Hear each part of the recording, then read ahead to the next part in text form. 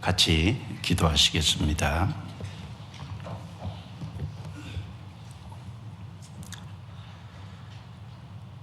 거룩하시고 은혜로우시고 자비로우신 우리 아버지 하나님, 허물과 죄 가운데 살아가던 저희들을 불쌍히 여겨주시고 독생자 예수 그리스도를 통해서 또 그 보혈의 능력으로 구원해 주시고 하나님의 자녀로 삼아 주신 은혜 참으로 감사합니다.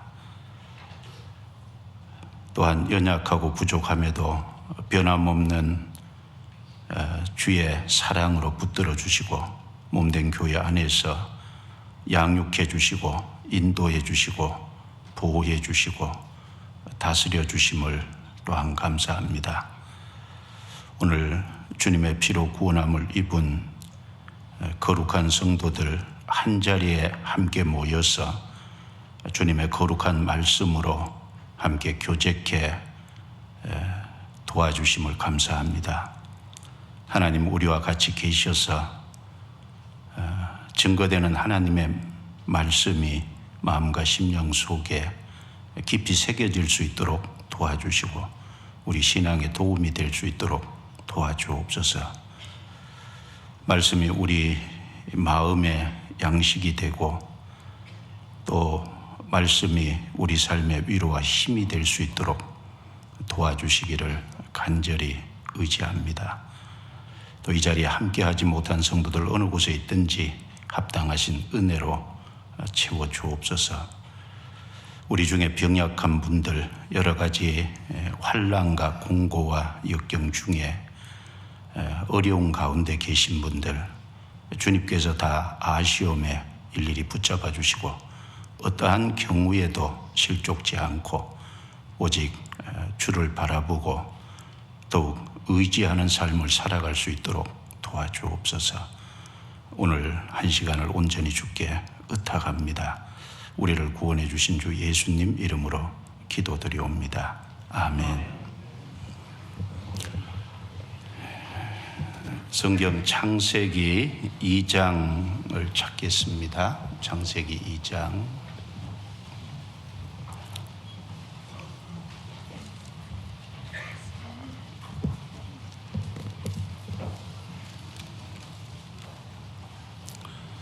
창세기 2장입니다.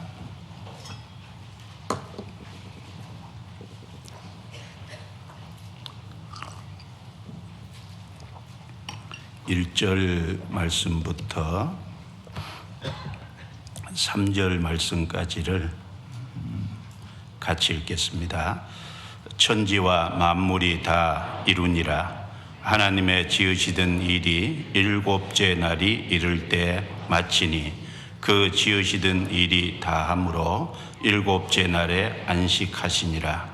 하나님이 일곱째 날을 복주사 거룩하게 하셨으니 이는 하나님이 그 창조하시며 만드시던 모든 일을 마치시고 이 날에 안식하셨음이더라.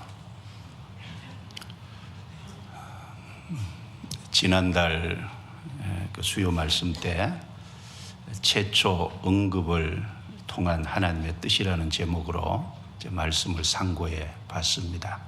오늘 또 이어서 동일한 주제로 말씀을 드리려고 합니다.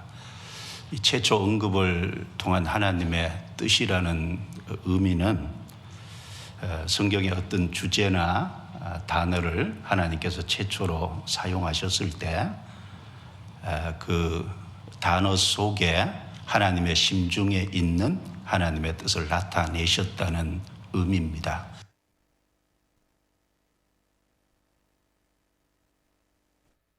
그리고 최초로 어떤 단어가 사용되었을 때 그 단락이나 그리고 그 상황에서 그 단어가 가지고 있는 그 의미가 성경 전체적으로 확장했을 때 동일한, 그래서 지난번은 구원과 관련해서 최초 언급을 통한 하나님의 뜻이라는 제목으로 말씀을 드렸습니다. 기억하시는지 모르겠어요. 네 가지 단어를 생각했잖아요. 믿음, 안식, 그리고 사랑, 하나님의 신, 즉 성령, 네 가지 단어를 살펴봤는데 창세기 15장 6절에 믿음이라는 그 단어가 최초로 사용됐는데 그 내용을 통해서 하나님은 그 사람이 의롭다함 구원받는 것이 결국 행위가 아니라 오직 믿음이다라는 것을 말씀을 드렸습니다.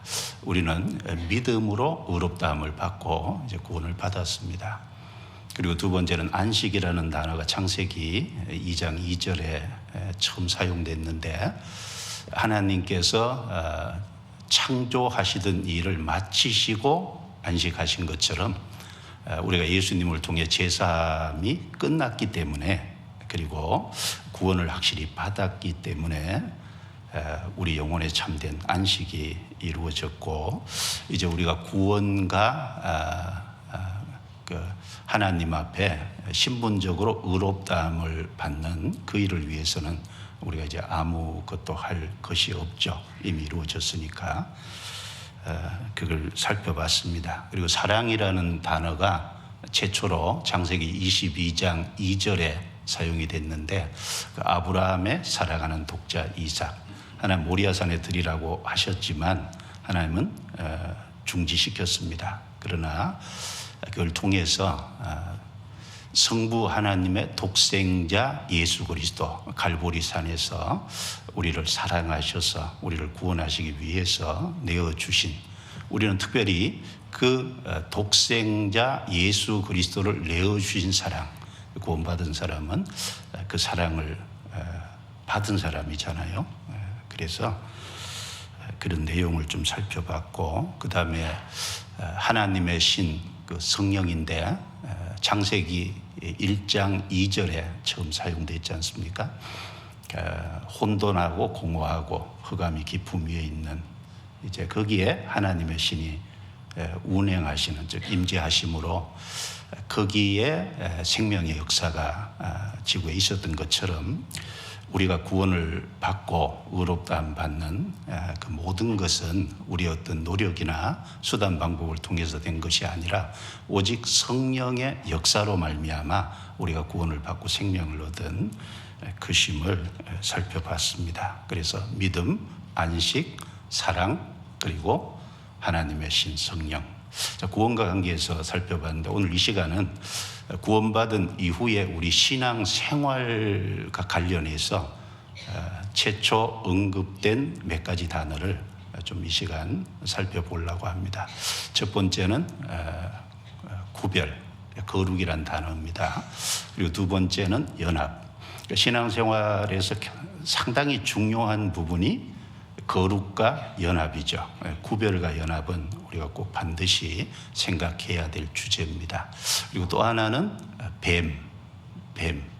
창세기 3장에 뱀이 언급되는데 사탄의 역사를 의미하죠. 신앙생활 속에 우리가 경계하고 주의해야 될 그 부분이 바로 사탄의 역사, 미혹의 부분입니다. 그런 세 가지 단어를 좀 생각을 해보겠습니다.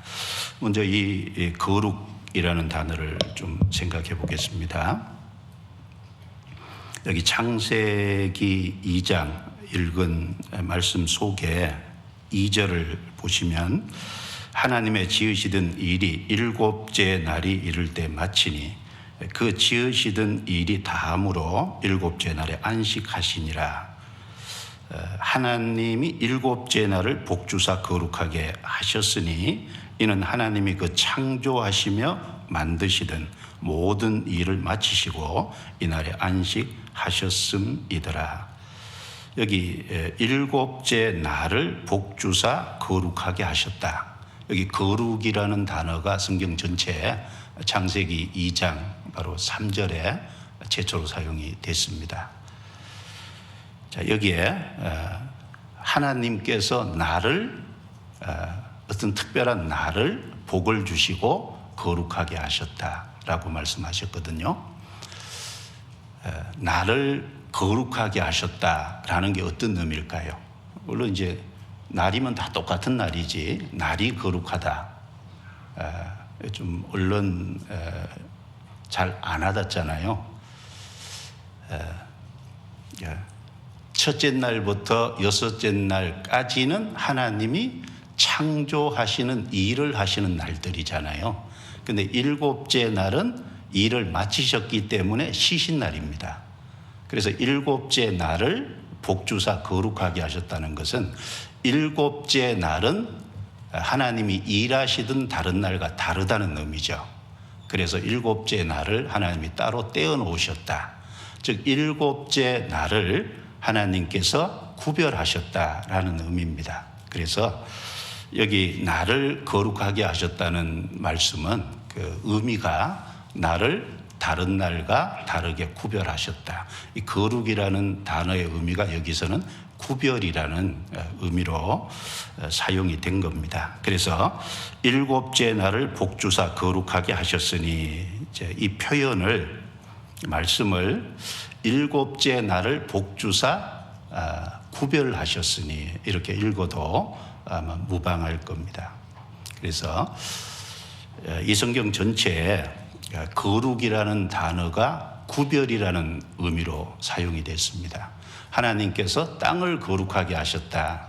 땅이 거룩하다. 그런 표현도 쓰고 물건이 거룩하다. 사람이 거룩하다. 이제 얼른 물건이 거룩하다. 얼른 잘 안 와닿잖아요. 땅이 거룩하다. 잘 안 와닿는 표현입니다. 근데 이제 그 땅을 따로 구별하셨다. 물건을 구별했다. 사람을 거룩하게, 사람을 구별했다. 물론 이제 쉽게 이해가 되는 표현이잖아요. 그래서 이제 거룩이라는 단어는 구별이라는 의미로 사용이 됐다는 걸 몇 군데 한번 찾아보겠습니다. 출애굽기 3장 5절입니다. 출애굽기 3장 5절. 출애굽기 3장 5절입니다.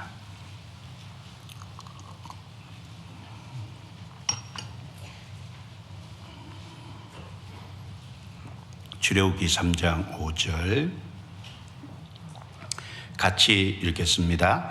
하나님이 가라사대 이리로 가까이 하지 말라. 너의 선 곳은 거룩한 땅이니 내 발에서 신을 벗으라.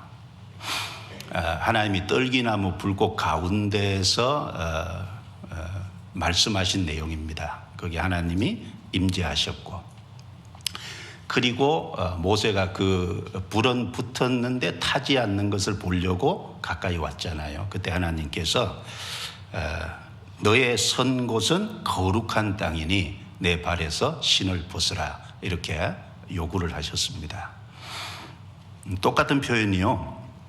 여호수아 5장 15절에 보면 여리고성 정복 전쟁을 앞두고 여호와의 군대 장관이 여호수아에게 나타났어요. 거기도 보면 내 발에서 신을 벗으라. 내가 선 곳은 거룩하니라. 동일한 말씀을 했습니다. 자, 땅이 거룩하다라는 의미가 뭐겠어요? 자, 지금 하나님께서 바로 그 땅에 임재해 계시잖아요. 오셨잖아요. 그래서 그 땅이 하나님을 위해서 따로 구별됐기 때문에 거룩하다. 그런 의미죠. 구별이라는 의미입니다. 그리고 이제 내 발에서 신을 벗으라라는 의미는 자, 하나님께서 거룩히 구별하셨으니까 당연히 너도 구별되라. 그걸 이제 요구하신 거잖아요. 한마디로 너의 선 땅은 거룩한 땅이니 내 발에서 신을 벗으라. 한마디로 너 자신이 구별돼야 된다. 그 신은 이제 더러운 것이 계속 묻어 들어오잖아요. 신을 벗으라는 것은 바로 더러운 옛것을 버리라. 거룩한 땅이니까 너도 거룩해야 된다. 너도 구별되라. 이걸 이제 요구하시고 계신 겁니다. 또 물건을 거룩하다라고 하는 표현들이 있는데 잠언 20장을 보겠습니다. 잠언 20장. 잠언 20장.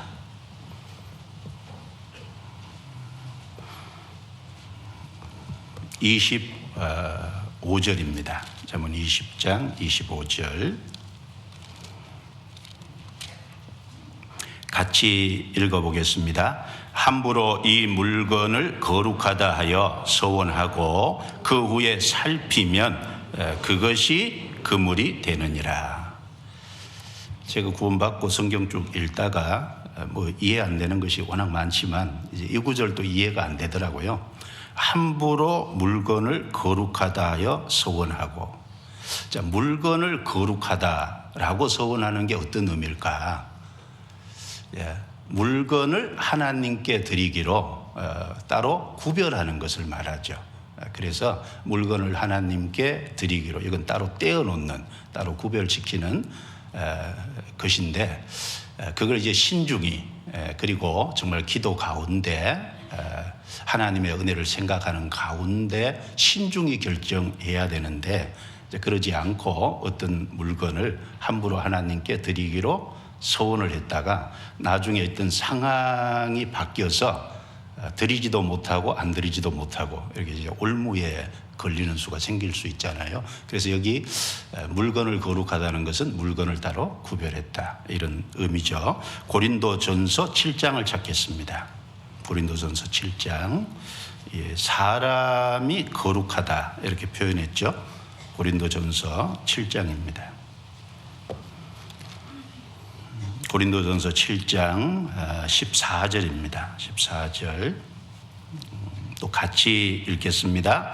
믿지 아니하는 남편이 아내로 인하여 거룩하게 되고 믿지 아니하는 아내가 남편으로 인하여 거룩하게 되나니 그렇지 아니하면 너희 자녀도 깨끗이 못하니라. 그러나 이제 거룩하니라. 짧은 한 구절 안에 거룩이라는 단어가 3번 반복됩니다. 이제 한 가정의 두 부부가 같이 살다가 어느 날 한 사람이 구원을 받았어요. 그러면 한 사람은 구원을 받고 한 사람은 구원을 못 받았으니까 여러 가지 어려움이 생기죠. 한 사람은 하늘의 소망을 두고 한 사람은 땅의 소망을 뒀고 그 삶의 목적과 가치관도 두 사람이 서로 다르고, 그러니까 한 사람은 주님을 위해 살고 싶은데 한 사람은 그러지 않고 땅의 소망을 두니까 그걸 계속 반대하고 핍박하고 어떤 그 어려움을 주고 이렇게 될 때 부부가 같이 살아야 되냐 말아야 되냐 이런 이제 문제가 생기잖아요. 그래서 이걸 이제 바울 사도에게 고린도 성도들이 질문을 한 것 같습니다. 그래서 바울 사도가 당연히 같이 살아야 된다라고 얘기를 하면서 여기 14절에 믿지 아니하는 남편이 아내로 인하여 거룩하게 되고 믿지 아니하는 아내가 남편으로 인하여 거룩하게 되나니 라고 말씀했죠. 그래서 믿은 사람은 이미 죄를 씻음 받아서 깨끗게 됐을 뿐 아니라 거룩이라는 의미가 하나님께 이미 속했고 하나님의 소유로서 구별되어 있잖아요. 그래서 그 먼저 믿는 사람이 전도해서 믿지 아니하는 아내와 남편을 구원받게 하면 그 하나님께 따로 구별이 되니까 거룩하게 된다, 그런 의미에서 아내로 인하여 거룩하게 되고 남편으로 인하여 거룩하게 되나니, 이렇게 사람이 거룩하다 이렇게 표현을 했습니다. 그래서 성경의 거룩이라는 단어는 주로 구별이라는 의미와 동등하게 사용됐다라는 것을 좀 생각을 하면 되겠습니다. 성경에 하나님을 위해 구별된 것은요, 성경에 다 거룩하다고 표현하고 있어요. 하나님을 위해서 하나님의 것으로 따로 이렇게 하나님의 거룩한 목적과 계획을 위해서 따로 구별을 하셨을 때 그걸 이제 다 거룩하다라고 표현을 하는데, 몇 개를 한번 살펴보면, 자, 이스라엘 백성을 가르쳐서 성민이라고 했잖아요. 거룩할 성자를 써서 거룩한 백성이다. 그래서 신명기 7장 6절에 보면 너는 여호와 내 하나님의 성민이라. 내 하나님 여호와께서 지상 만민 중에서 너를 자기 기업의 백성으로 택하셨나니 라고 말씀했습니다. 자, 하나님의 성민이라 그랬죠. 거룩한 백성이라는 거예요. 이스라엘 백성이 다른 나라의 국민이랑 같이 굳이 거룩한 백성이라고 표현한 이유가 뭘까요?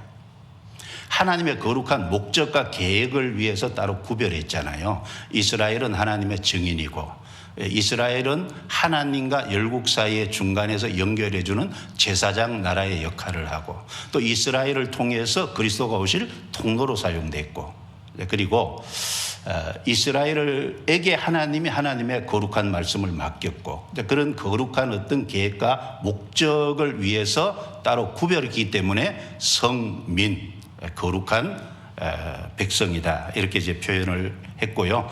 그리고 이스라엘 땅 가나안 땅 자체를 거룩한 땅이라고 했잖아요. 그래서 에스라 9장 8절에 보면 거룩한 처소에 박힌 목 같이 되게 하시고 땅이 가나안 땅이 거룩한 처소다, 거룩한 땅이다라고 말씀을 하셨습니다. 다른 땅하고 차이가 뭘까요? 신명기 11장 10절부터 12절에 보면 언급이 되어 있는데 내가 들어가 얻으려 하는 땅은 애굽 땅과 다르다고 했어요. 애굽 땅과 가나안 땅은 다르죠. 애굽은 세상을 가리키고 가나안은 하나님의 약속이 있는 곳에 들어간 거잖아요. 그리고 12절에 보면 내 하나님 여호와께서 경고하시는 땅이라. 이 가나안 땅은 하나님이 돌보시는 땅이잖아요. 그리고 새초부터 새말까지 여호와의 눈이 항상 그 위에 있느니라. 하나님의 관심의 대상, 주목의 대상이지 않습니까? 그래서 그 땅을 이제 거룩한 땅이라고 했고요. 또 그 가나안 땅 중에서 가나안 주신 기업 중에서 예루살렘을 거룩하다고 했잖아요. 그래서 느헤미야 11장 1절에 보면 거룩한 성 예루살렘이라고 했습니다. 예루살렘의 뜻이 뭡니까? 살렘은 평화라는 의미죠. 평화라는 의미인데 예루라는 앞의 뜻은요 기초라는 뜻이에요. 평화의 기초, 평화의 근원되는.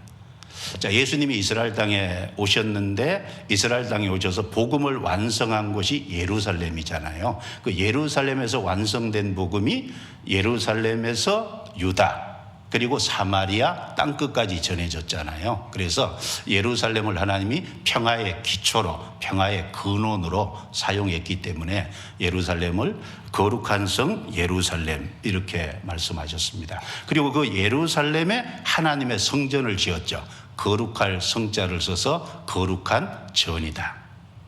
거기서 하나님과 만나고 이스라엘 백성들은 그곳에 1년에 3차례씩 올라와서 하나님께 예물을 드리고 하나님의 말씀을 받고 하나님과 교통했던 곳입니다. 그리고 또 이스라엘 백성들 중에서 12지파 레위 지파를 따로 구별하고 레위 지파 중에서 제사장을 따로 구별했잖아요. 그런데 역대하 23장 6절에 보면 제사장과 수종드는 레위 지파는 거룩한즉 그랬거든요. 그 거룩하다는 말이 구별이죠. 그래서 특별히 하나님의 성전에서 봉사할 지파로 구별했기 때문에 레위 지파가 거룩하고 또 그 중에서 제사장은 하나님과 이스라엘 백성 사이에 중보자 역할을 했기 때문에 거룩한. 그래서 거룩한 제사장, 거룩한 레위 사람 이렇게 표현했습니다.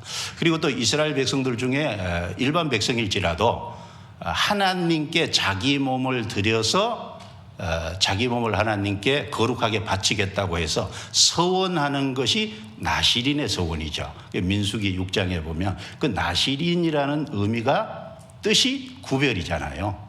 그래서 나실인의 서원을 내가 1년을 할 수도 있고 10년을 할 수도 있는데 나실인의 서원을 하고 자기 몸을 구별하려 드리는 모든 날 동안 그는 거룩하니라. 하나님께 따로 구별했기 때문에 거룩한 게 된 겁니다.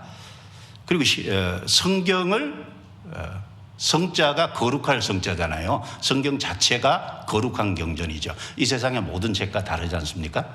그리고 신약에 와서 성도, 무리도자죠. 거룩한 구원받은 사람들, 거룩한 무리. 그리고 에클레시아라는 교회 의미도 구별이라는 의미지 않습니까? 그리고 영원한 천국도 요한계시록 21장 10절에 보면 거룩한 성 예루살렘이 하늘에서 내려오는 것을 내게 보이니 그랬죠. 거룩한 성 예루살렘. 그래서 이 성경 전체에 하나님을 위해서 따로 구별된, 하나님의 거룩한 계획과 목적을 위해서 구별된 모든 것은 다 거룩하다고 이렇게 표현했어요. 심지어 예루살렘 성전 안에서 쓰던 모든 기구도 다 거룩한 거잖아요. 하나님을 위해서, 하나님의 거룩한 목적을 위해서 사용되는 것이기 때문에. 자, 우리가 하나 생각을 할 것은, 자, 중요한 건 우리 자신이죠. 자, 구원받은 사람은 이미 신분적으로 구별돼서 거룩한 존재가 된 겁니다. 내가 구원을 받았다라는 의미는 이미 내가 신분적으로 구별이 된 거예요. 그래서 이미 거룩한 존재가 된 겁니다. 죄가 사해졌다는 의미에서 거룩해졌죠. 그래서 히브리서 10장 10절 말씀에 보면 이 뜻을 조차 예수 그리스도의 몸을 단번에 들이심으로 말미암아 너희가 거룩함을 얻었노라. 내 모든 죄가 예수님 피로 다 해결이 됐고 대신 형벌을 받음으로 죄값이 치러졌습니다. 그래서 죄 씻음을 받았기 때문에 거룩해졌습니다. 고린도전서 6장 11절 말씀에도 보면 너희 중에 이와 같은 자들이 있더니 주 예수 그리스도의 이름과 우리 하나님의 성령 안에서 씻음과 거룩함과 의롭다 하심을 얻었느니라. 자, 주 예수 그리스도의 이름이라는 것은 사역과 연관이 있죠. 예수님의 이름의 뜻이 구원이잖아요. 예수님의 하신 일을 믿는 것을 말합니다. 그리고 그 예수님이 하신 일이 우리 속에 믿어지게 해준 그것은 성령 안에서 성령의 역사죠. 바로 예수님이 하신 일, 그리고 성령의 역사로 우리 속에 복음이 믿어지고 생명이 주어졌어요. 그걸 가르쳐서 씻음과 거룩함과 의롭다 하심을 얻을 것이다가 아니죠. 이미 얻었느니라. 구원받은 사람은 이미 신분적으로 거룩히 구별된 존재입니다. 자, 세상에서 하나님을 위해서 따로 구별돼서 하나님의 소유가 됐고 하나님께 소속된 사람이 됐다는 거예요. 하나님의 소유가 됐고 하나님께 소속됐다는 겁니다. 그래서 로마서 1장 6절에 보면 너희도 그들 중에 있어 예수 그리스도의 것으로 부르심을 입은 자니라. 자, 예수 그리스도의 것이죠. 왜냐하면 예수님이 피를 흘리셨고 그 피 값으로 말미암아 우리의 몸과 영혼을 다 샀잖아요. 영혼만 사신 게 아니라 우리 몸도 값을 주고 사셨죠. 그러니까 예수 그리스도의 것이 됐어요. 동시에 내가 하나님께 속한 자가 됐다는 겁니다. 자, 이 세상의 사람들은 전부 두 부류로 구분이 돼요. 마귀에게 속했든지 하나님께 속했든지 어디에는 속했거든요. 구원 안 받은 사람은 악한 자에게 속했고 구원받은 사람은 하나님께 속한 겁니다. 자, 요한 1서 5장 찾아보겠습니다. 요한 1서 5장 19절입니다.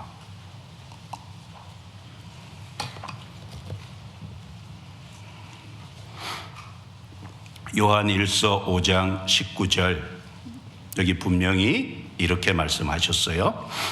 같이 읽겠습니다. 또 아는 것은 우리는 하나님께 속하고 온 세상은 악한 자 안에 처한 것이며. 자, 온 세상이라는 말은 온 세상 사람이죠. 우리는 주님의 피로 말미암아 구원받은 사람을 가리킵니다. 자, 구원받은 사람은 틀림없이 하나님의 소속이에요. 하나님께 속한 자가 된 겁니다. 구원 받자마자 그렇게 된 거예요. 그러나 구원 못 받은 모든 사람은 악한 자, 마귀에게 속한 겁니다. 자, 바울 사도께서 미결수의 몸으로 로마로 배를 타고 압송되어 갈 때 배가 큰 풍랑을 만나서 깨어지게 됐죠. 자, 그때 하나님께서 천사를 보내서 바울에게 생명을 다 건질 수 있게 해주겠다는 약속을 받았고, 바울은 그 배에 있는 사람들에게 사도행전 27장 23절에 밝히기를 나의 속한 바 곧 나의 섬기는 하나님이다. 바울은 자기 소속을요, 나는 하나님께 속했다라고 분명히 밝혔습니다. 불신자들 앞에서 밝힌 거죠. 내 소속은 하나님이다. 자, 내가 구원을 정말 확실히 받았다면 분명히 해야 될 게 있습니다. 내 소속이 어디냐? 내 소속은 하나님께 속했다는 거죠. 내가 누구 소유냐? 하나님의 것으로 세상에서 따로 구별된 거룩한 존재라는 거예요. 자, 보세요. 하나님은 틀림없이 우리와 세상 사람들을 구별하셔요. 출애굽할 때 보면 애굽 사람들과 이스라엘 사람들 있죠. 하나님은 애굽 사람들과 이스라엘 사람들을 따로 구별하셨어요. 자, 출애굽기 한번 찾아보겠습니다. 출애굽기 8장입니다. 8장.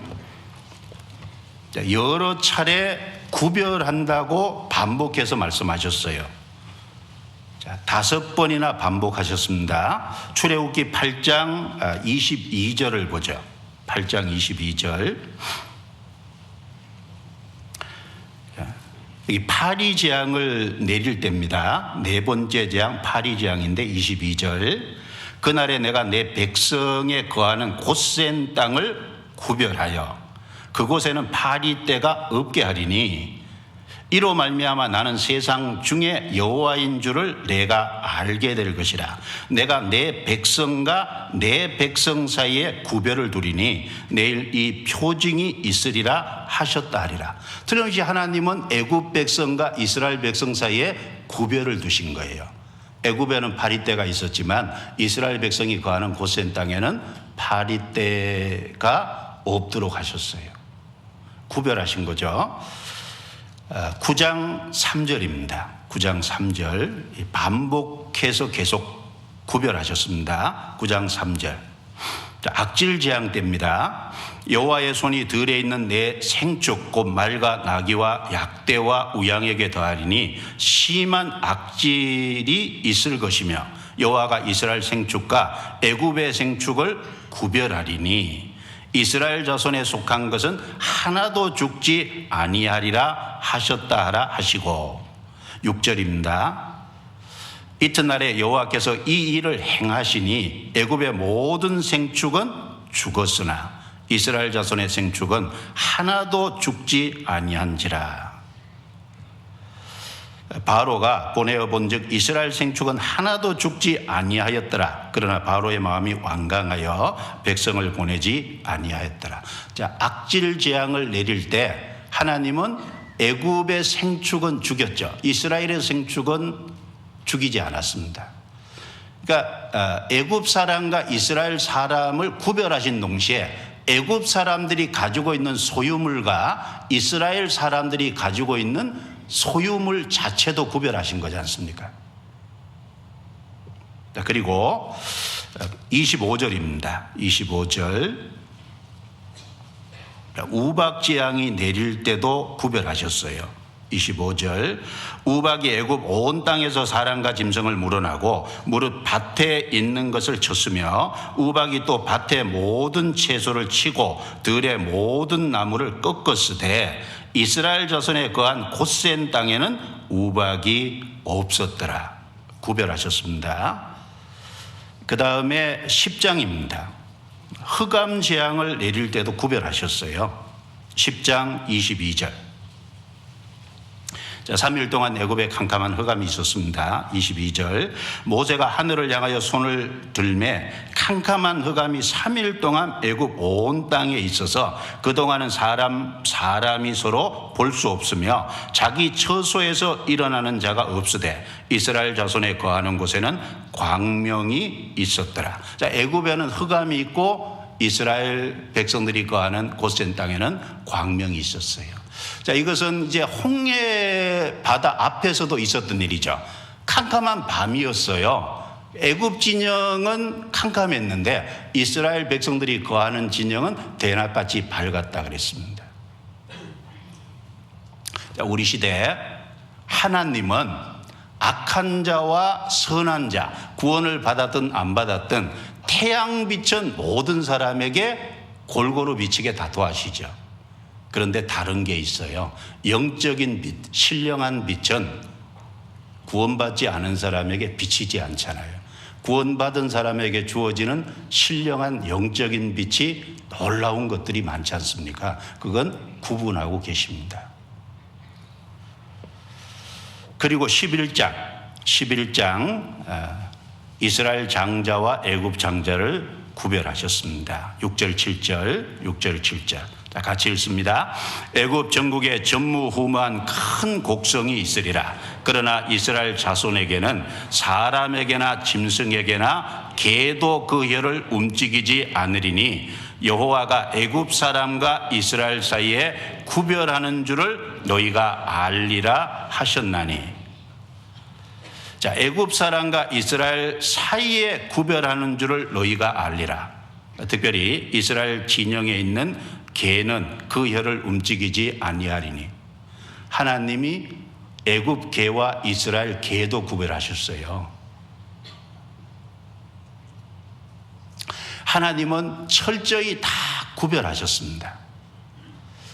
자, 그러면 당연하지만 이스라엘 백성도 철저히 구별되려고 애를 써야 된다는 거예요. 하나님은 구별하셨죠. 그런데 이스라엘 백성은 스스로 섞이면 안 되잖아요. 하나님의 구별에 대한 반응이 당연하지만 사람도 구별되려고 애써야 된다는 거예요. 그래서 모세가 바로하고 타협하지 않고 끝까지 구별되는 길을 선택했지 않습니까?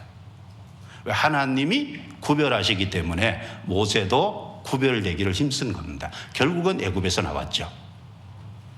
자, 바로 왕이 4번이나 타협을 시도했잖아요. 그런데 모세는 끝까지 타협하지 않고 구별됐다는 겁니다. 찾아보죠. 자, 하나님이 구별하신 동시에 모세도 거기에 대한 반응이죠. 8장 25절. 바로가 여러 차례 타협해 왔습니다. 25절. 바로가 모세와 아론을 불러 이르되 너희는 가서 이 땅에서 너희 하나님께 희생을 드리라. 28절. 바로가 가로되 내가 너희를 보내리니 너희가 너희 하나님 여호와께 광야에서 희생을 드릴 것이나 너무 멀리는 가지 말라. 그런즉 너희는 나를 위하여 기도하라. 자, 이 땅에서 희생을 드리라. 너무 멀리는 가지 말라. 그리고 출애굽기 10장입니다. 출애굽기 10장 11절입니다. 11절. 그는 불가하니 너희 남정만 가서 여호와를 섬기라. 이것이 너희의 구하는 바니라. 이에 그들이 바로 앞에서 쫓겨나니라. 남정만 가라. 이렇게 타협을 시도해 왔습니다. 10장 24절부터 26절까지 조금 길지만 같이 읽겠습니다. 바로가 모세를 불러서 이르되 너희는 가서 여호와를 섬기되 너희 양과 소는 머물러 두고 너희 어린 것은 너희와 함께 갈지니라. 모세가 가로되 왕이라도 우리 하나님 여호와께 드릴 희생과 번제물을 우리에게 주어야 하겠고 우리의 생축도 우리와 함께 가고 한 마리라도 남길 수 없으니 이는 우리가 그 중에서 취하여 우리 하나님 여호와를 섬길 것임이며 또 우리가 거기 이르기까지 어떤 것으로 여호와를 섬길는지 알지 못함이니이다. 자, 이 땅에서 섬기라. 자, 구원받은 사람에게 마귀가 또 이 세상이 타협해 오죠. 그냥 하나님께 구별되지 말고 그리고 이 세상 것 적당히 누리면서 신앙생활 하라고 타협합니다. 이 땅에서 섬기라. 세상 것 적당히 타협하고 세상 것 적당히 즐기면서 하나님 섬겨도 되는 거 아니냐고. 자, 너무 멀리는 가지 말라 그러죠? 아니라고, 내가 하나님께 속할 것이라고 하면 너무 멀리는 가지 마라. 자, 돌아오지 못할 정도까지는 가지 말라는 거죠. 완전히 구별되는 것은 하지 말라는 거죠. 신앙생활을 하더라도 적당히 하라는 거죠. 빠지지는 말라 그러잖아요. 자, 그리고 남정만 가라라는 말은 아내와 아이들은 남겨두고 가라는 거잖아요. 내가 굳이 신앙생활 하겠다고 하면, 자, 남편에게는 전도하지 마, 아내에게는 전도하지 마, 너는 가지만 자식들은 전도하지 마. 타협하잖아요. 그리고 짐승은 남겨두고 가라 그러죠. 짐승은 소유물이잖아요. 신앙생활 잘하는 건 좋은데 헌금하지는 마. 꼭 돈까지 드려야 되냐, 이렇게 이제 이야기하잖아요. 그런데 모세는 어떻게 했습니까? 양새끼 한 마리도 남길 수 없습니다. 왜냐하면 우리가 광야에서 하나님을 섬기는데 하나님께 드려야 되고, 그리고 하나님이 어떤 것으로 하나님께 드리라고 할지 우리는 알지 못합니다. 그래서 양새끼 하나도 없이 모든 것을 다 가지고 나가겠습니다. 그게 마땅한 태도라는 거예요. 하나님은 구별하셨어요. 애굽 백성과 이스라엘 백성 사이에 구별을 하셨고, 애굽 소유물과 이스라엘 소유물을 구별하셨고, 구별하셨기 때문에 그 은혜와 사랑을 받은 사람도 마땅히 거기에 반응해야 된다는 걸 우리에게 가르쳐주고 있습니다. 하나님이 구별하셨기 때문에 모세도 거기에 합당한 반응을 한 것이다. 하나님 뜻이지만 동시에 합당한 반응을 한 것이라고 교훈받을 수 있을 겁니다. 자, 하나님은 이 세상 사람과 구원받은 사람을 구별하십니다. 우리는 하나님께 속하고 온 세상은 악한 자 안에 처해 있습니다. 하나님은 틀림없이 구별하죠. 그런데 우리는 어떻게 반응합니까? 우리도 마땅히 모세와 같이 철저히 구별되기를 바라고 그렇게 반응한 것이 마땅하다는 겁니다. 자, 그러면 무엇에서 구별돼야 될까요? 무엇에서? 성경 디모데전서 3장 15절에 보면 이 집은 살아계신 하나님의 교회요 진리의 기둥과 터인이라 라고 말씀했습니다. 진리는 대학에 있는 게 아니죠. 진리는 교회에 맡겨져 있습니다. 복음이 교회에 맡겨져 있죠. 하나님의 말씀이 교회에 맡겨져 있죠. 진리는 교회에 맡겨져 있습니다. 우리는 거짓된 것에서 철저히 구별돼야 될 겁니다. 그래서 잘못된 사상과 교리가 있다면 구별돼야 될 거예요. 자, 고린도 교회는 다른 영, 다른 복음, 다른 예수가 들어왔잖아요. 그리고 갈라디아 교회는 복음을 믿음으로 구원받는, 믿음으로 성령을 받는, 믿음으로만 천국 가는 분명한 진리, 그 진리에다가 구원받기 위해서 할례도 받아야 된다. 구원받기 위해서 절기도 지켜야 된다. 구원받기 위해서 유대 의식법도 행해야 된다. 거기다가 구원받기 위해서 율법도 지켜야 된다. 믿음으로만 아니라 구원의 조건으로서 여러 가지를 보탰잖아요. 그 다른 복음이 들어왔습니다. 골로새 교회는 철학과 헛된 속임수, 세상의 초등학문, 유대 의식주의, 천사숭배. 천사숭배라는 게 천사를 직접적으로 섬겼다는 것보다는 천사는 영적인 피조물이니까 천사를 통해서 하나님께 나아가는 그런 하나의 과정을 만들어서 그걸 이제 이야기하는 사람들이 있었다는 겁니다. 그걸 따르는 또 금욕주의, 여러 가지 이제 세상의 어떤 사상들이 들어왔습니다. 그 성경에 버가모 교회는 니골라당의 교훈, 발람의 교훈, 즉 구원을 받았으면 되지 꼭 구별되고 깨끗이 살 필요가 있냐, 구원 받았으니까 적당히 죄져도 된다라고 하는 잘못된 것이 들어왔죠. 그리고 두아디라 교회는 이세벨의 교훈, 거짓된 교훈, 잘못된 교리가 들어온 겁니다. 자, 성경에 초대교회 많은 거짓된 교훈들, 사상과 철학들이 초대교회 안으로 밀려 들어왔어요. 우리 시대는 어떻습니까? 우리 시대는 이 세상에 다양한 사상과 철학들이 있어요. 그게 교회 안으로 들어오려고 하잖아요. 우리는 진리에서 철저히 잘못된 것들은 구별해내야 됩니다. 그리고 동시에 믿지 않는 자, 거짓된 교회와 구별해야 됩니다. 자, 성경 고린도후서 6장입니다. 고린도후서 6장.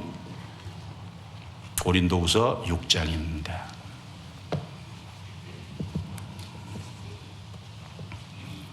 (6장) 14절부터 18절까지 조금 길지만 제가 읽겠습니다. 6장 14절부터 18절. 너희는 믿지 않는 자와 멍에를 같이 하지 말라. 의와 불법이 어찌 함께하며 빛과 어둠이 어찌 사귀며 그리스도와 벨리알이 어찌 조화되며 믿는 자와 믿지 않는 자가 어찌 상관하며 하나님의 성전과 우상이 어찌 일치가 되리요. 우리는 살아계신 하나님의 성전이라. 이와 같이 하나님께서 가라사대 내가 저희 가운데 거하며 두루 행하여 나는 저희 하나님이 되고 저희는 나의 백성이 되리라 하셨느니라. 같이 읽습니다. 그러므로 주께서 말씀하시기를 너희는 저희 중에서 나와서 따로 있고 부정한 것을 만지지 말라. 내가 너희를 영접하여 너희에게 아버지가 되고 너희는 내게 자녀가 되리라. 전능하신 주의 말씀이니라 하셨느니라. 자, 14절에 믿지 않는 자와 멍에를 같이 하지 말라. 자, 믿지 않는 자와 멍에를 같이 하지 말라는 제목하에 긴 말씀을 하신 거예요. 무슨 얘기입니까? 믿지 않는 자와 구별되라는 겁니다. 17절에 너희는 저희 중에서 나와서 따로 있고 그랬죠. 따로 있는 게 구별이잖아요. 하나님이 일곱째 날을 따로 떼어 놓으셨어요. 그게 거룩한 것이지 따로 있는 것이 거룩입니다. 구별입니다. 왜 믿지 않는 자와 따로 구별돼야 되냐면 너무 큰 차이가 있다는 거예요. 여기 5가지나 언급했죠. 첫 번째는 의와 불법이 어찌 함께하며, 믿는 자가 의라면 믿지 않는 자는 불법이라는 거예요. 자, 우리는 하나님의 의의 말씀을 기준으로 해서 살아갑니다. 그런데 안 믿는 불신자는 성경을 안 받아들이잖아요. 불법입니다. 의와 불법의 차이죠. 그 다음에 빛과 어둠이 어찌 함께하며, 믿는 자는 빛이에요. 안 믿는 자는 어둠 가운데 있는 겁니다. 그리고 그리스도와 벨리알이 어찌 조화되며, 자, 우리는 그리스도를 섬기고 그리스도의 주되심을 인정하고 살아갑니다. 그런데 안 믿는 사람은 벨리알, 귀신이죠. 악한 자, 마귀입니다. 그리스도와 벨리알이라는 큰 차이예요. 믿는 자와 믿지 않는 자, 믿는 자와 믿지 않는 자라는 근본적인 차이가 있어요. 그리고 하나님의 성전과 우상이 어찌 일치가 되리요. 구원받은 사람은 이 속에 주님이 와 계시니까 하나님의 성전입니다. 그런데 안 믿는 자는 우상을 섬기고 우상을 쫓아갑니다. 5가지 큰 차이가 있죠. 믿는 자와 믿지 않는 자의 차이라는 겁니다. 그러니까 따로 있는 게 마땅하다는 거예요. 자, 따로 있으라고 해서 아예 사귀지 말라, 그런 의미는 아니죠. 그래서 고린도전서 5장 9절 10절에 보면 믿지 않는 자, 음행하는 자와 사귀지 말라 했다. 믿지 않는 자, 죄 짓는 자와 도무지 사귀지 말라는 건 아니다. 만약에 그렇게 하려면 세상 밖으로 나가야 될 거다. 그렇죠? 우리가 직장도 다니고 세상에 살고 있는 입장에서 안 믿는 불신자하고 전혀 안 만나고 살 수는 없잖아요. 직장도 다니고 사회적 관계도 맺고 공적인 관계는 맺고 살죠. 그러나 운명과 고락을 같이 하지 말라는 겁니다. 멍에를 같이 맺지는 말라는 거예요. 따로 있으라 그랬습니다. 우리는 이 말씀을 신중하게 고려해야 됩니다. 이렇게 말씀하신 이유가 있죠. 그리고 구별돼 있어야 주님이 거기 같이 계시고 역사할 수 있는 거예요. 그래서 16절 중간에 보면 내가 저희 가운데 거하며 두루 행하여. 자, 구원받은 사람이 따로 구별돼 있어야, 그게 교회죠. 구별돼 있어야 주님이 거기 같이 계시잖아요. 그리고 거기 역사를 하실 수 있잖아요. 두루 행하시면 역사한다는 겁니다. 그러니까 주님이 거하고 두루 역사하기 위한 조건이 뭐냐? 멍해를 같이 하지 말라. 따로 구별되라 라고 얘기합니다. 자, 따로 구별되지 않으면 주님이 함께 할 수가 없고 역사하실 수가 없다라고 분명히 얘기하세요. 그리고 진짜 내가 구원을 받았으면 교회라는 간판 건 곳, 교회 너무 많죠. 잘못된 교회 가운데서는 그건 교회가 아니죠. 사람들의 무리입니다. 그냥 종교인들이죠.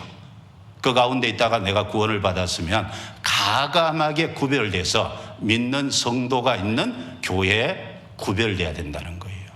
그걸 가르쳐주고 있습니다. 자, 사도행전 19장입니다. 사도행전 19장. 사도행전 19장입니다.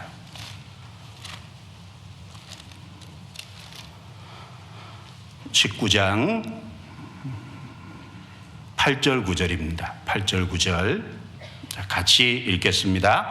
바울이 회당에 들어가 석 달 동안을 담대히 하나님 나라에 대하여 강론하며 권면하되 어떤 사람들은 마음이 굳어 순종치 않고 무리 앞에서 이 도를 비방하거늘 바울이 그들을 떠나 제자들을 따로 세우고 두란노 서원에서 날마다 강론하여. 그래서 10절에 이같이 2해 동안을 하며 아시아에 사는 자는 유대인이나 헬라인이나 다 주의 말씀을 듣더라. 20절 이와 같이 주의 말씀이 힘이 있어 흥왕하여 세력을 얻으니라. 자, 바울 사도께서 에베소에 전도하러 가셨어요. 3차 선교여행 때죠. 그 에베소에서 3년을 있었는데 초기에 유대인 해당에 들어가서 전도했다는 겁니다. 유대인 해당이 어떤 곳입니까? 하나님을 믿는다고 하는 유대인들이 모이는 곳이 유대인 해당이잖아요. 유대인들은 이스라엘 땅에서 쫓겨나서 전 세계 어디를 가든지 그들이 모일 수 있는 해당을 도시 곳곳에 만들었습니다. 에베소에도 그런 해당이 있었어요. 바울은 그 유대인들에게 먼저 전도하기 위해서 어느 곳을 가든지 유대인 해당에 가서 전도를 했어요. 그래서 그리스도를 전하고 복음을 전하니까 무려 석 달 동안을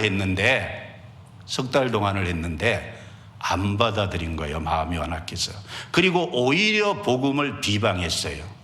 자, 거기 해당에 믿는 주님의 제자들이 있고 믿지 않는 하나님을 섬긴다고 하는 이 사람들도 하나님을 섬긴다는 사람들이에요. 같이 있었어요. 어떻게 했죠? 바울이 가감하게 결단했어요. 주님의 제자들, 그 중에서 확실히 구원받은 사람을 따로 구별했습니다.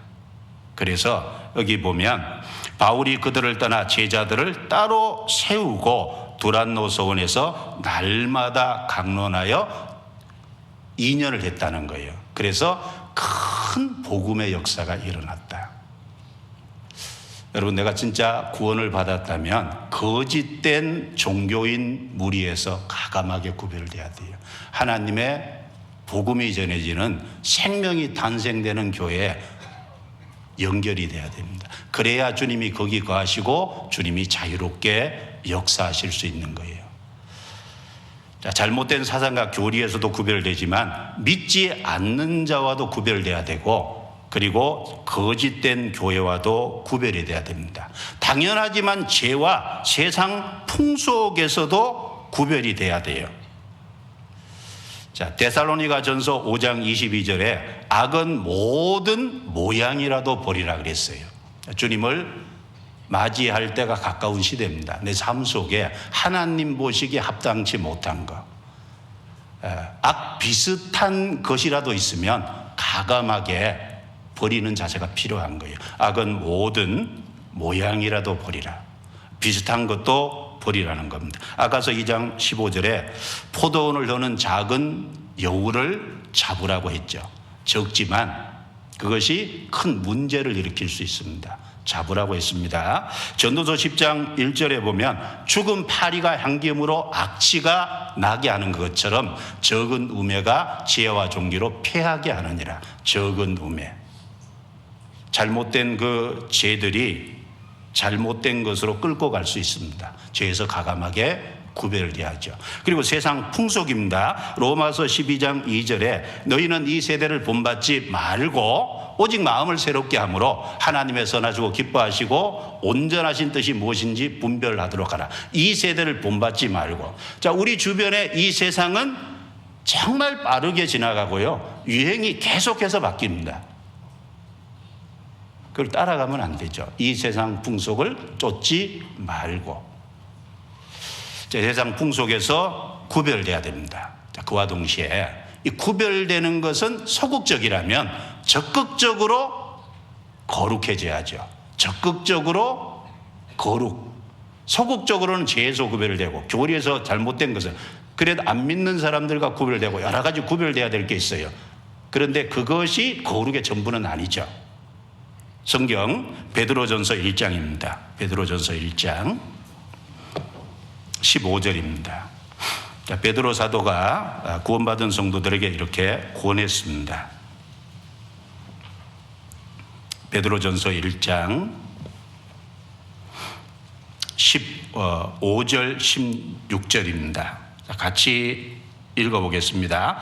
오직 너희를 부르신 거룩한 자처럼 너희도 모든 행실에 거룩한 자가 되라. 기록하였으되 내가 거룩하니 너희도 거룩할지어다 하셨느니라. 여기 보면 아주 높은 수준의 거룩을 요구하고 있죠.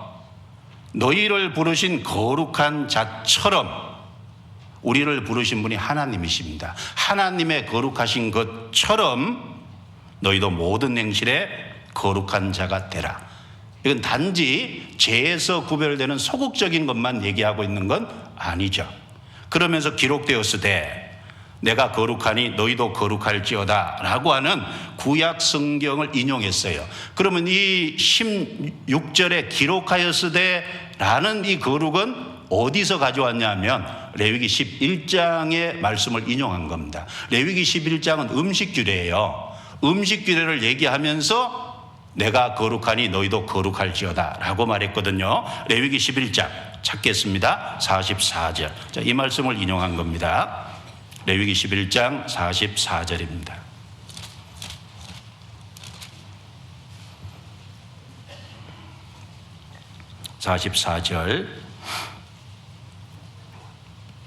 같이 읽겠습니다.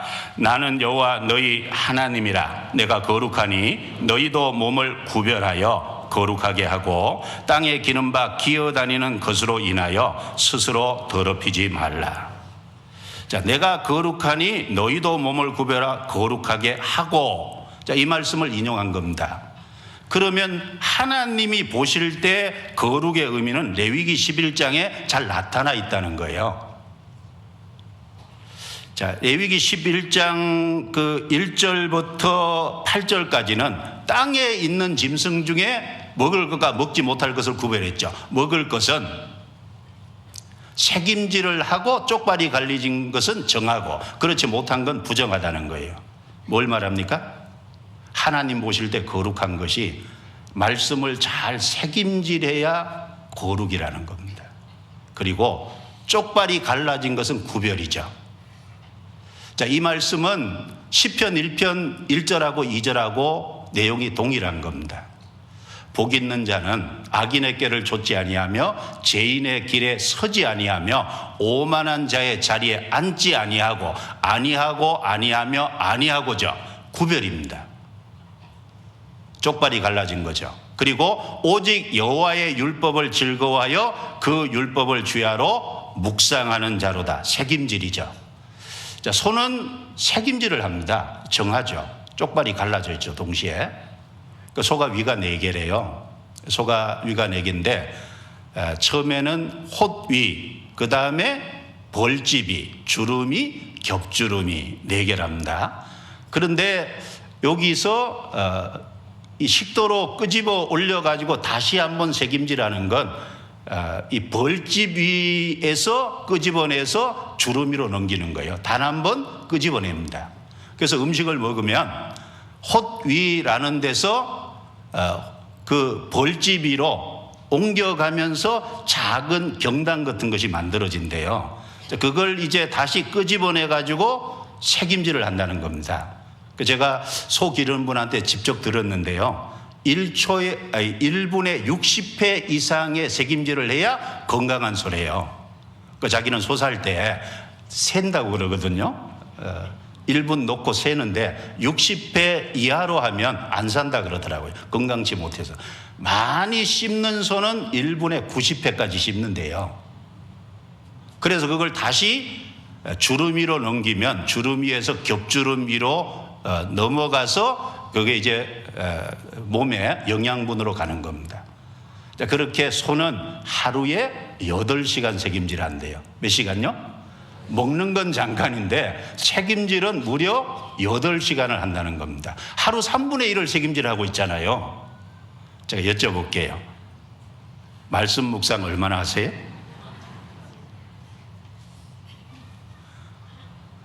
자, 새김질하고 쪽발이 갈라져야 정하잖아요. 그게 적극적인 거룩입니다. 자, 그리고 동시에 9절부터 나오는 내용은 물고기에 대한 거잖아요. 물고기는 비늘이 있고 그 다음에 지느러미가 있는, 그게 이제 정하다는 거예요. 비늘이 있는 것은 물체에 부딪혔을 때 상처 나는 것을 막아주죠. 구원받은 사람은 에베소 6장에 보면 하나님의 전신갑주를 입으라 그랬잖아요. 그래서 영적 무장을 해야 되잖아요. 구원의 투구가 있죠. 그 다음에 의의 흉배를 붙이고 복음에 예비한 것으로 신을 신고 진리로 허리띠를 띠고 믿음의 방패 그리고 성령의 검 곧 하나님의 말씀, 무장을 해야 되잖아요. 그리스도인이 정말 무장됐을 때 거룩한 거죠. 그리고 비늘, 그 다음에 지느러미는 좌우 지느러미는 균형을 잡아주잖아요. 뒤에 꼬리 지느러미는 앞에 추진하게 해주는 겁니까? 그리스도인들은 전진하는 그리스도인, 진보하고 성장하는 그리스도인이 마땅하다는 겁니다. 빌립보서 1장에는 복음의 진보, 믿음의 진보에 대해서 얘기했어요.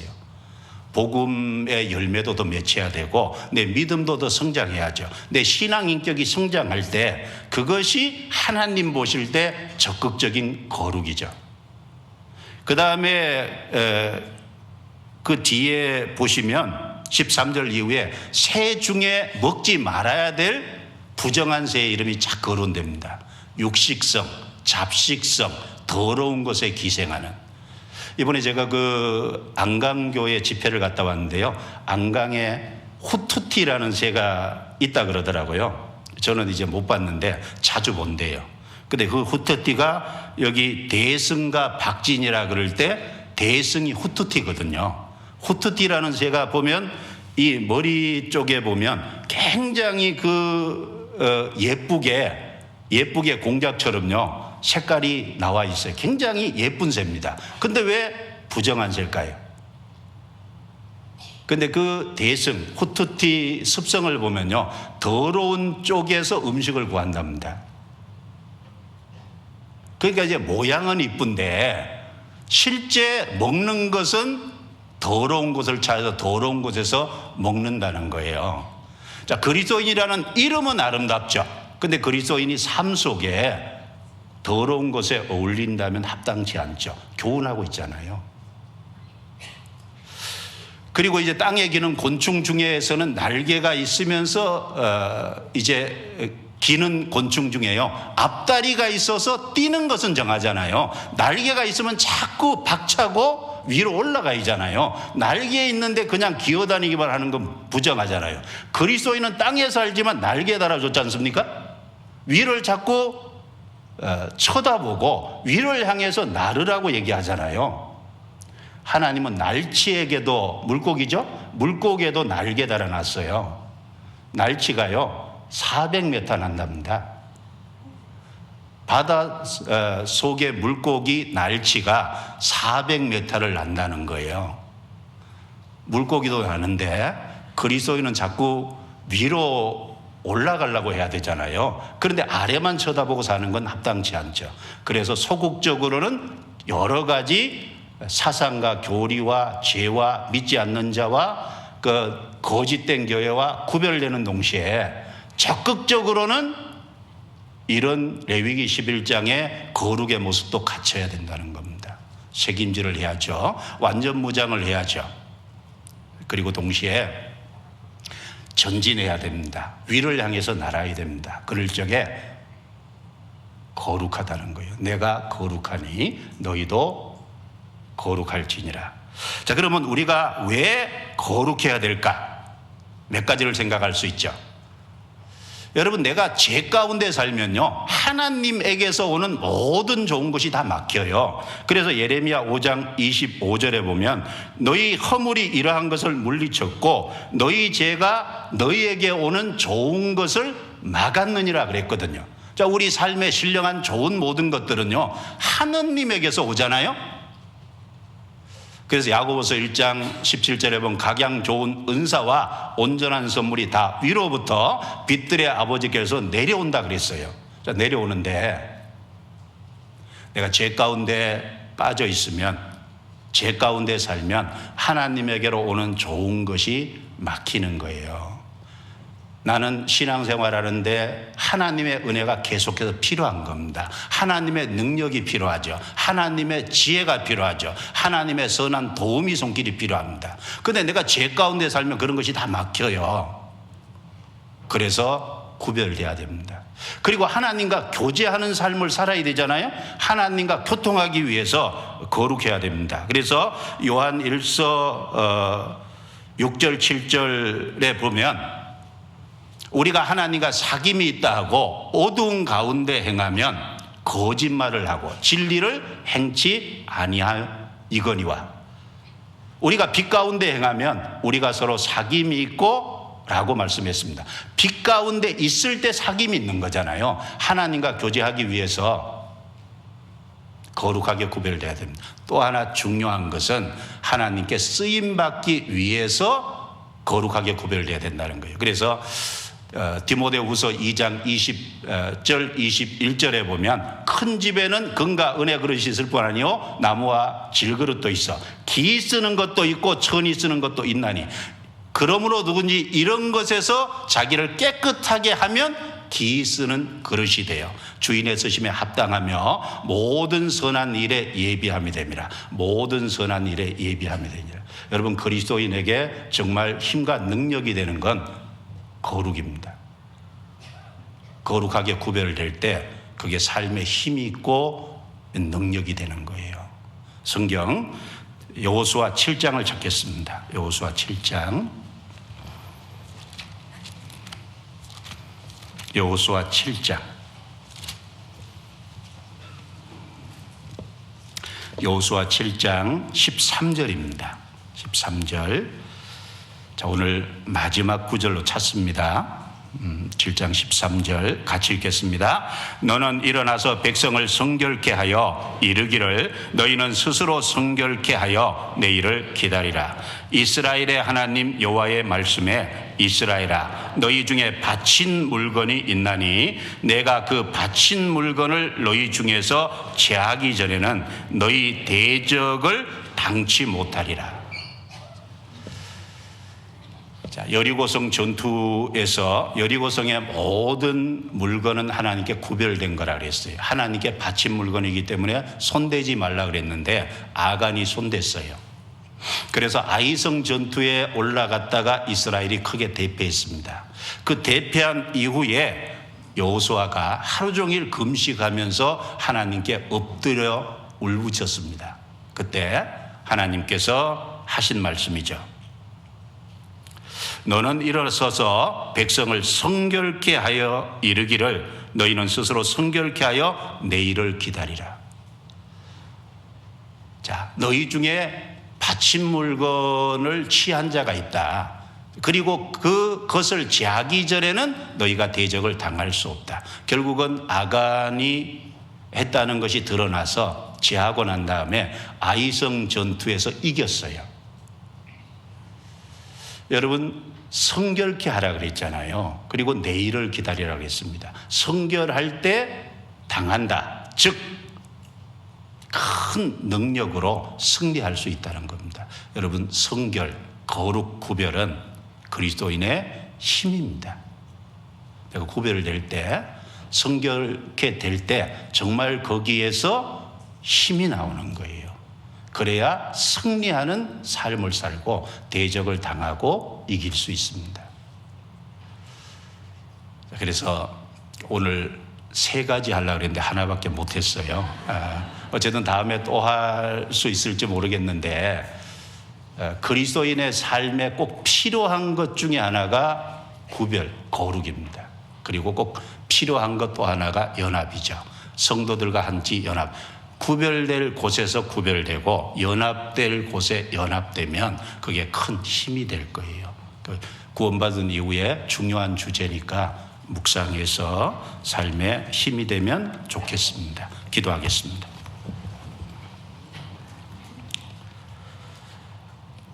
은혜와 사랑이 풍성하신 하나님 감사합니다. 우리를 죄에서 깨끗게 해주시고 거룩한 하나님의 소유와 또 하나님께 소속이 되도록 구별해 주신 것 감사합니다. 실제 우리의 삶이 이 세상에 합당치 않는 많은 것에서 구별되게 도와주옵소서. 주님 우리와 함께 하셔서 능력을 나타내 주시고 승리하는 삶을 살아갈 수 있도록 도와주옵소서. 오늘 말씀을 들은 성도들 마음 속에 하나님이 우리와 세상 사람들을 구별하고 있음을 깊이 마음속에 일깨워서 하나님의 은혜를 보답하는 마음으로 구별되기를 바라고 소망할 수 있도록, 또 실제 구별된 삶을 살아갈 수 있도록 도와주시옵소서. 주께 의지합니다. 우리가 열매 맺는 삶을 더욱 살아갈 수 있도록 이끌어 주옵소서. 우리를 구원해 주신 주 예수님 이름으로 기도드리옵니다. 아멘.